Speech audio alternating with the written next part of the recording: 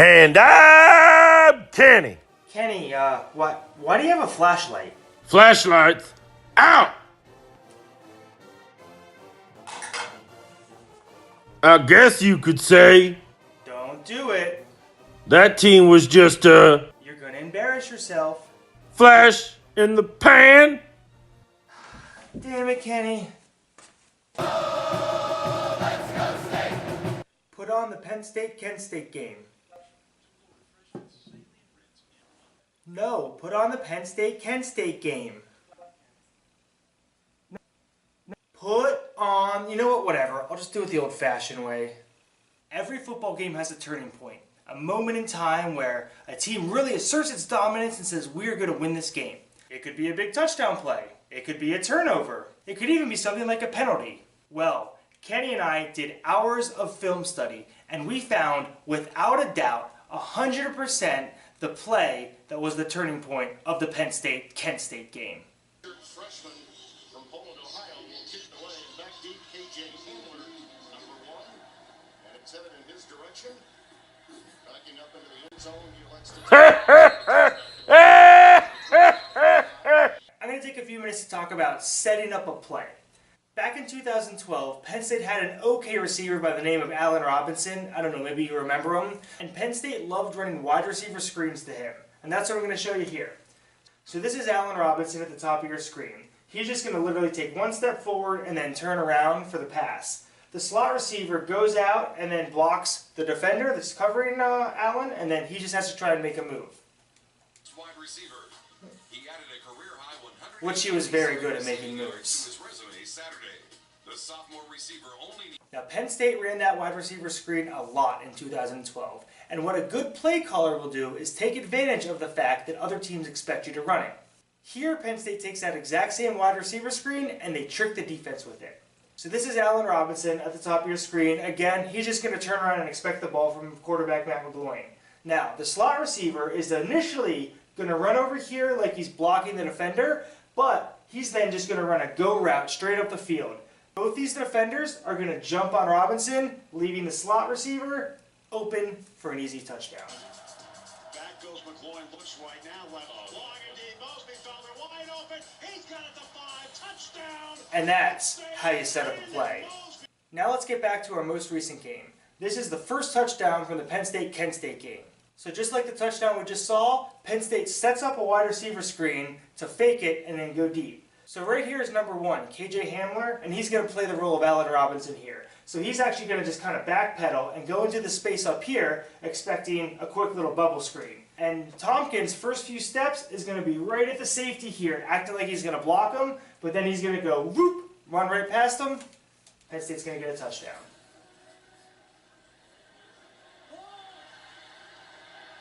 Now the funny thing about this play call is that they have never actually run the screen to Hamler. In fact, I don't think Penn State's run a bubble screen in like the last 2.5 years. But KJ Hamler has been such a weapon this early into the season that I guess they thought, hey, we're just going to use him as a decoy, and even though we haven't actually run the bubble screen, I guess it'll work and we'll score a touchdown. And they did. Now the thing we'll be looking for the rest of the season is to see if they actually do call a bubble screen to Hamler at all, or if that was just a one-time thing that they ran against Kent State. We'll have to wait and see. Penn State has played in 3 games so far this season, and in 2 of those games, the opposing head coach has had the balls to call an onside kick. The third coach, he's, what's the word I'm looking for? Gutless coward! Yep, that's it. Thank you, Kenny. Here's the onside kick from the Appalachian State game. Notice how Penn State is lined up about 13 yards from where the ball is being kicked. That's the main reason that this onside kick is successful for Appalachian State. The other thing Penn State does wrong is everyone's first movement is backwards. So I paused it when the ball's been kicked about 5 yards downfield. And look, Penn State already has 3 players that are behind the 50-yard line, and they're just now stopping and realizing they need to turn around and come back.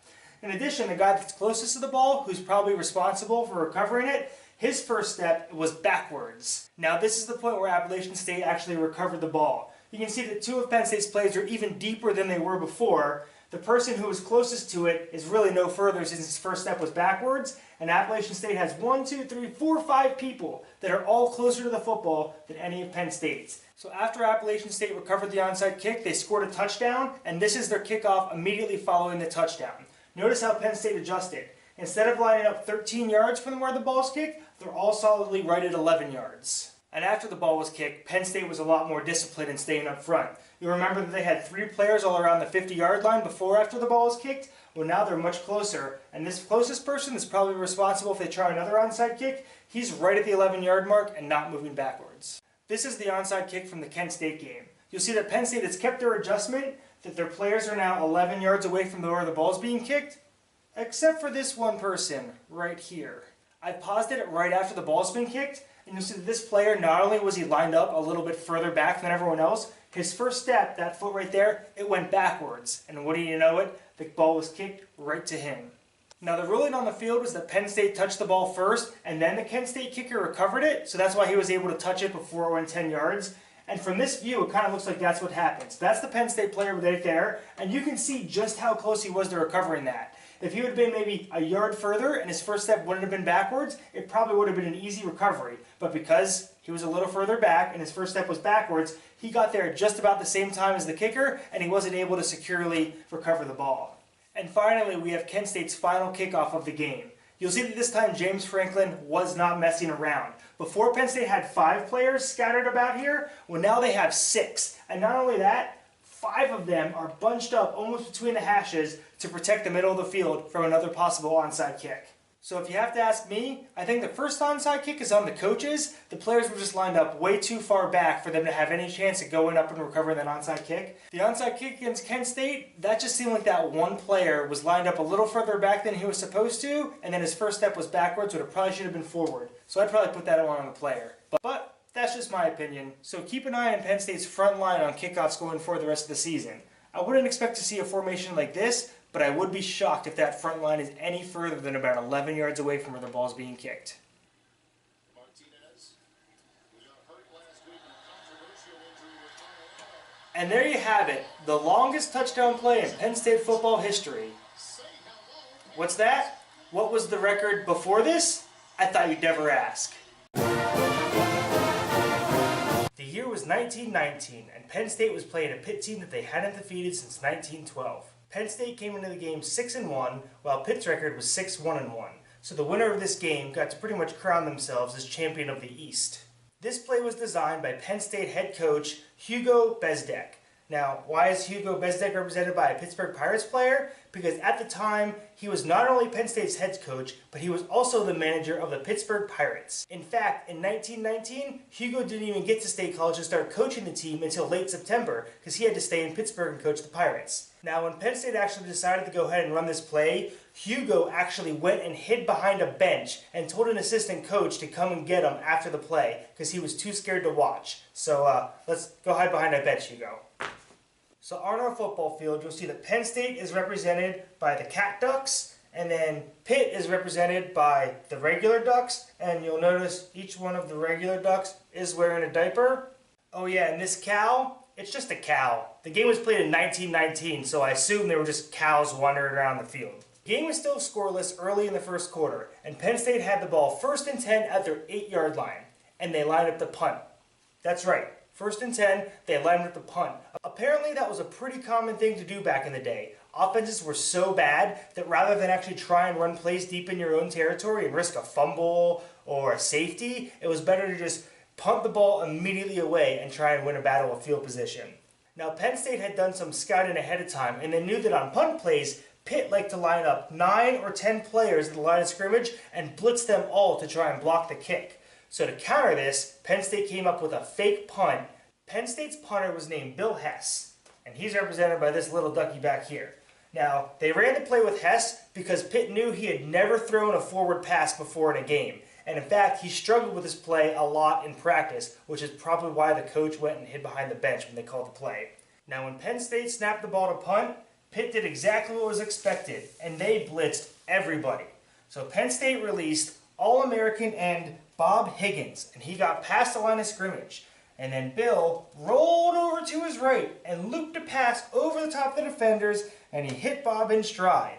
Penn State got some blockers downfield too that took care of the punt returner, and there you have it. After he dodged the cow, he got into the end zone for a 92-yard touchdown, the longest in Penn State history until 2018. Penn State would go on to win the game 20-0 and crown themselves King of the East.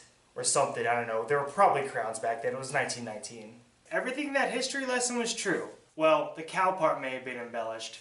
And if you want to read more about it, there was a really good article written by Matt Brown, and I'll put the link down in the show description. So feel free to read more about it if you want.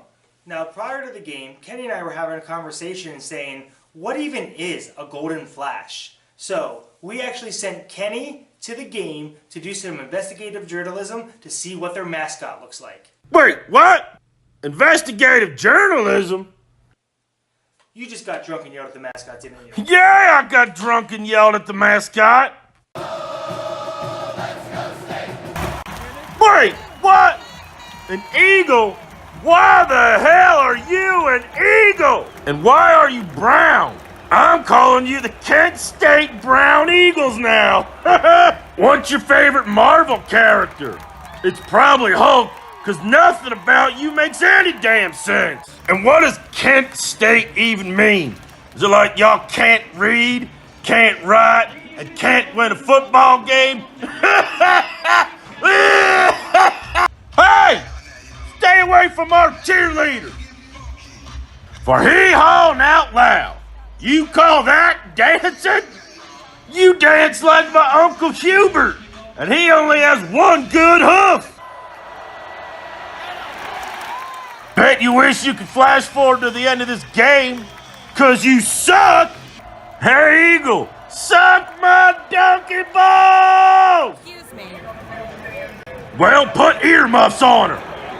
Hey, Eagle, over here. Eagle, look at me. Look right here.